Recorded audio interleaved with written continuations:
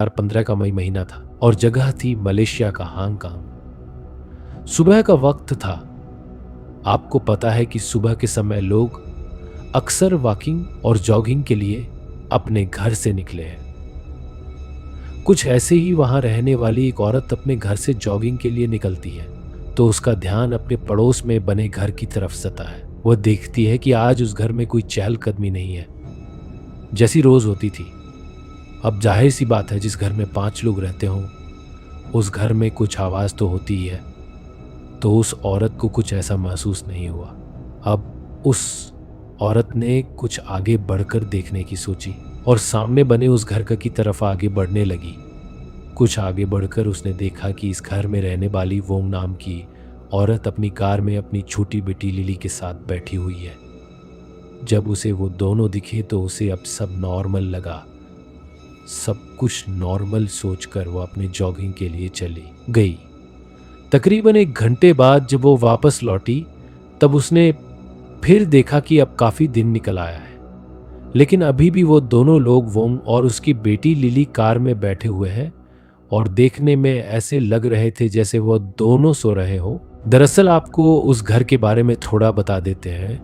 वो घर था डॉक्टर क्वा का, जहां वो अपनी पत्नी वोंग और 3 बच्चों के साथ रहता था, जिसमें सबसे छोटी बच्ची का नाम लिली था। डॉ क्वा मूलत मलेशिया का एक वैज्ञानिक और एनेस्थीसिया विशेषज्ञ डॉक्टर था, जो हांगकांग की एक यूनिवर्सिटी में बतौर प्रोफेसर काम कर रहा था। तो जब उस दिन उस महिला ने वोंग और उसकी बेटी को यूं कार में बैठे देखा तो बेहरान हुई। उसने थोड़ा आगे बढ़कर देखा कि कार के वाइपर चल रहे थे, जबकि बरसात का तो कोई नाम नहीं था। अब वह औरत सोचने लगी कि यार, ये लोग यूं कार में क्यों सो रहे हैं। खैर, अब उसने फैसला किया कि वह उनके घर जाएगी और वहां जाकर देखेगी कि वह लोग यूं इस कदर कार में क्यों सो रहे हैं। ये सोचकर वह उस कार के पास पहुंच गई और देखने लगी, पर कार तो हर तरफ से बंद थी। उसके शीशे ऊपर तक बंद थे। अब औरत घर के दरवाजे पर पहुंच जाती है। दरवाजे पर पहुंचकर वो देखती है कि दरवाजा तो बाहर से बंद है, मतलब अंदर कोई नहीं है।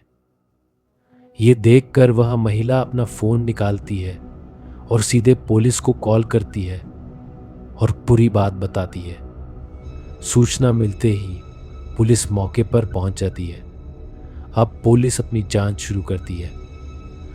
पुलिस उस कार के नंबर से कार के मालिक यानी डॉक्टर क्वा को फोन करती है और उससे पूछती है कि वह कहाँ है। क्वा बताता है कि वह हॉस्पिटल में है, क्योंकि उसके दोनों बच्चे थोड़े बीमार थे तो वह उनके इलाज के लिए हॉस्पिटल में आया हुआ है। तब पुलिस ने उसे उसकी पत्नी और उसकी बेटी की मौत की खबर सुनाई, जिसे सुनकर वह बहुत टूट गया। वह फौरन वहां से अपने बच्चों को लेकर अपने घर के लिए निकलता है। घर पहुंचकर पुलिस से मिलता है। अब पुलिस और क्वा आमने सामने पुलिस से बातें कर रहे थे। थोड़ी देर में पुलिस की जांच पूरी हुई। अब पुलिस ने वो की लाश को पोस्टमार्टम के लिए भेज दिया। पुलिस अब पूरी तरह से तफ्तीश में जुट चुकी थी। जब वो के पोस्टमार्टम की रिपोर्ट आई, जैसे ही पुलिस वालों ने ये पोस्टमार्टम रिपोर्ट देखी तो वह सब हैरान हो गए, क्योंकि उस पोस्टमार्टम रिपोर्ट में जो वोंग की और उसकी बेटी लिली की मौत की वजह थी, वो यकीनन आपको भी हैरान कर देगी। यहां इन दोनों की मौत की वजह थी कार्बन मोनोऑक्साइड। अब आप में से जिन लोगों को नहीं पता उनको मैं बता दूं कि कार्बन मोनोऑक्साइड एक प्रकार की गैस होती है। पेय पदार्थों और स्नैक्स में इसका इस्तेमाल होता है। यदि बिल्कुल थोड़ी सी कार्बन मोनोऑक्साइड शरीर में चली जाए तो इसके जहरीले होने के कारण सिर दर्द, मितली, चक्कर आना, ध्यान केंद्रित करने में कठिनाई, उल्टी, उनींदापन और खराब समन्वय जैसी समस्याएं हो जाती हैं। यहाँ तो ये बहुत अधिक मात्रा में उन दोनों के शरीर में पाई गई थी, क्योंकि डॉक्टर को एक बड़े डॉक्टर थे, साथ ही प्रोफेसर भी थे।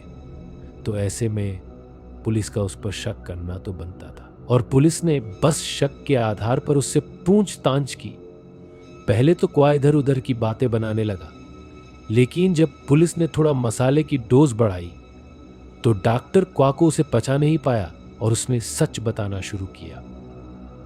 उसने जो बताया उसे सुनकर आप भी यही सोचेंगे कि यार ये कैसा अजीब बंदा है, क्योंकि डॉक्टर कुआ के अपने परिवार के साथ बिल्कुल भी पटरी नहीं खाती थी। वह अक्सर अपनी पत्नी से झगड़ता रहता था। वह हमेशा अपने बच्चों के ऊपर पढ़ाई को लेकर दबाव बनाता रहता था। यदि कोई भी बच्चा उसे खेलता हुआ दिखाई देता तो वह उसे कमरे में बंद करके बहुत मारता कूटता था। कुल मिलाकर वह अपनी फैमिली में सबको परेशान करता रहता था। जब एक दिन क्वा अपने ऑफिस गया हुआ था, वोंग और उसके तीनों बच्चे घर पर थे। तभी अचानक उनके घर की डोर बेल बजती है। तब वोंग जाकर दरवाज़ा खोलती है और सामने देखती है। तब सामने उसे एक लड़की दिखाई देती है। वह लड़की लगभग 22 साल की होगी। वोंग उससे पूछती है, जी बताइए क्या काम है, आपको किससे मिलना है। तभी वो लड़की अपना नाम बताती है कि हेलो मैडम, मेरा नाम शोरा है और मैं आपके बच्चों को कोचिंग पढ़ाने के लिए आई हूँ। मुझे आपके पति मिस्टर को आने भेजा है। इतना सुनकर वोंग ने कहा, ठीक है अंदर आ जाओ। शोरा अंदर आ गई। वोंग ने अपने बच्चों को बुलाया और उनको शोरा से इंट्रोड्यूस करवाया। इसके बाद शोरा उन्हें पढ़ाने उनके रूम में चली गई। दिन ऐसे ही चल रहे थे, सब कुछ ठीक चल रहा था। रोज शोरा आती थी, बच्चों को पढ़ाकर वापस चली जाती थी। कुछ वक्त बाद वोंग को पता चला कि शारा कोई टीचर नहीं बल्कि क्वा की ही एक स्टूडेंट रही थी। इस बीच वोंग और पूरे परिवार ने नोटिस किया कि क्वा की आदतों में बदलाव आ रहा था। उसने एक डाइट चार्ट शुरू कर दिया था और योग व कसरत वगैरह भी। परिवार में सब इस बात का मजाक उड़ाकर क्वा के आने वाले बुढ़ापे की बात किया करते थे। साल 2013 में वोंग का शक यकीन में बदला और उसे पता चल गया कि क्वा और शारा के बीच प्रेम संबंध है। अपनी स्टूडेंट शारा के साथ क्वा के शारीरिक और प्रेम संबंधों के कारण वोंग ने क्वा के साथ झगड़ा भी किया और नाराजगी किसी नतीजे तक नहीं पहुंची। दोनों के बीच मनमुटाव रहने लगा और बच्चों के भविष्य के कारण दोनों एक ही घर में तो रहे, लेकिन अलग अलग होकर बेडरूम अलग हो चुके थे। दोनों साथ खाना नहीं खाते थे और साथ कहीं आना जाना तो दूर बात तक करने से कतराने लगे थे।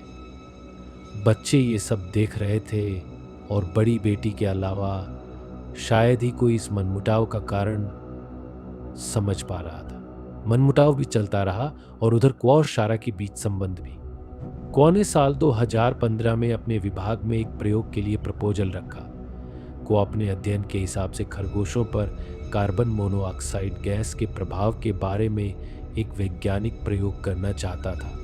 उसके भाग में इस प्रस्ताव को मंजूर कर उसके बेहद जहरीली गैस कार्बन मोनोऑक्साइड मंगवाई गई। शारा कह रही थी कि यह खतरनाक हो सकता है, लेकिन क्वा ने उससे कहा कि वह उसके इस कदम से दूर रहे। क्वा ने कार्बन मोनोऑक्साइड को योग करने के लिए इस्तेमाल होने वाली 2 गेंदों में भरा। इन गेंदों का इस्तेमाल कई तरह से योग की विभिन्न विधियों में किया जाता था और क्वा का परिवार भी योगा बॉल के साथ प्रैक्टिस करता था। यह गैस भरते हुए जब क्वा के कुछ साथियों ने उसे ऑफिस में देखा तो उसने कहा कि वह एक प्रयोग के लिए तैयारी कर रहा है।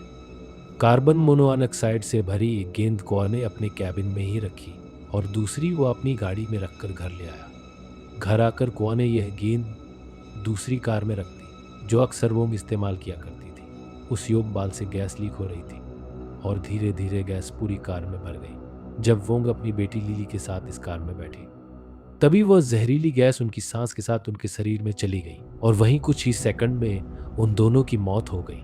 अब सब कुछ आईने की तरह साफ हो चुका था। पुलिस ने क्वा को गिरफ्तार कर लिया और जब उसे अदालत में पेश किया गया तब उस पर 2 हत्याओं का अपराध साबित हुआ और क्वा को उम्र कैद की सजा सुनाई गई। दोस्तों, जिंदगी छोटी सी है, इसे अपने परिवार के साथ हंसते हुए बिताएं। तो दोस्तों, ये थी हमारी आज की वीडियो। उम्मीद करता हूँ कि ये आपको पसंद आई होगी। साथ ही इस घटना पर आपकी क्या राय है हमें कमेंट करके ज़रूर बताएं। साथ ही लाइक करें, शेयर करें और चैनल को सब्सक्राइब ज़रूर करें। धन्यवाद।